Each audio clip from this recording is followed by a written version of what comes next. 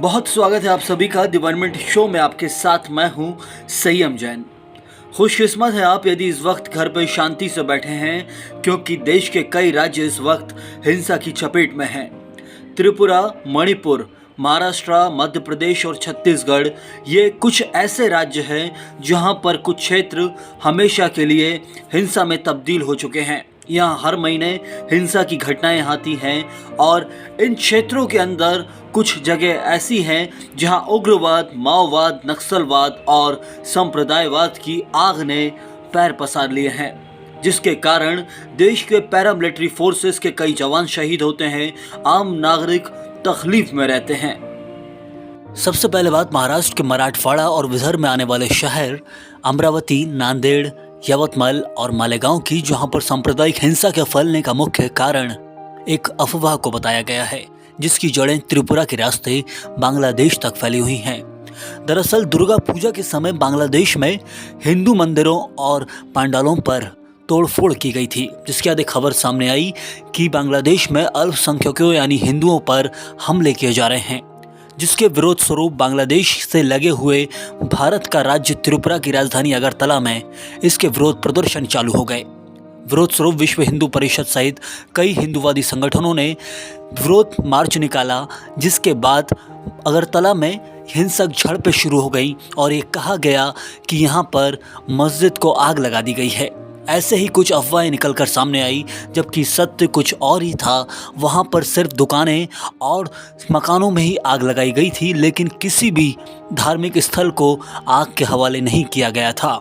लेकिन त्रिपुरा से फैली एक अफवाह कि वहाँ पर मस्जिदों में आग लग गई है, सीधे महाराष्ट्र में आकर गिरी और महाराष्ट्र के शहर जलना शुरू हो गए।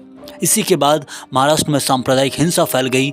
मुसलमानों ने यहाँ पर विरोध प्रदर्शन किया और इस विरोध प्रदर्शन में कई जगहों पर हिंसक झड़पें हुई, पुलिस के साथ आमना सामना हुआ, पुलिस वाले शहीद हो गए और इसी के साथ ये महाराष्ट्र और त्रिपुरा में सांप्रदायिक हिंसा का एक माहौल फैल गया।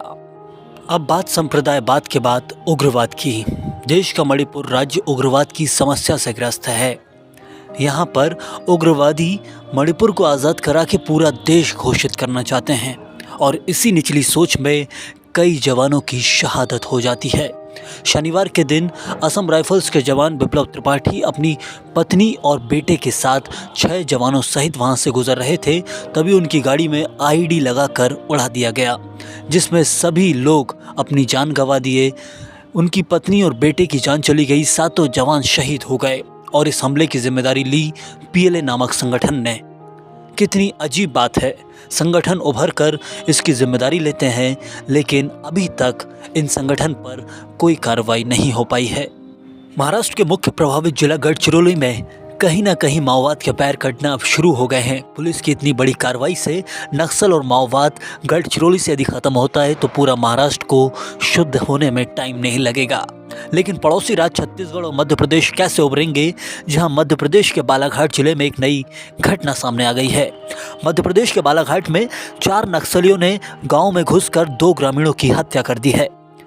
यहाँ नक्सलियों को शक था कि ये 2 ग्रामीण पुलिस की मुखबिरी कर नक्सलियों के होने की सूचना पुलिस को दे रहे थे, जिसके बाद इन दोनों को पेड़ से लटका कर इनकी हत्या कर दी गई। इन 4 नक्सलियों में 2 महिला नक्सली थी और 2 पुरुष नक्सली थे, जिन्होंने गांव में घुसकर इन दोनों ग्रामीणों को घर से निकाला और दूर कहीं ले जाकर पेड़ से लटका कर इनकी हत्या कर दी।